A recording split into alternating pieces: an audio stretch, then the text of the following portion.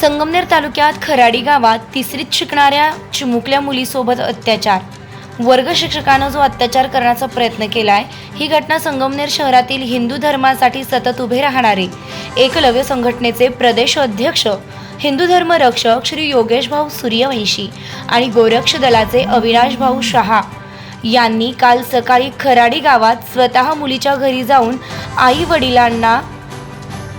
आणि गावातील लोकांना भेट दिली आणि सदर घटनेची सविस्तर माहिती विचारून चिमुकल्या मुलीच्या आई वडिलांना व गावकऱ्यांना विश्वास दिलाय की जो अत्याचार तिसरीतल्या चिमुकल्या मुलीवर झालेला आहे, अत्याचार करणाऱ्या वर्ग शिक्षकाला कठोरात कठोर शिक्षा देऊनच राहणार, वेळ पडली तर मोर्चा आंदोलन सुद्धा उभे करणार असं आश्वासन हिंदू धर्म रक्षक योगेश भाऊ सूर्यवंशी यांनी मुलीच्या आई वडिलांना आणि गावकऱ्यांना दिलेलं आहे.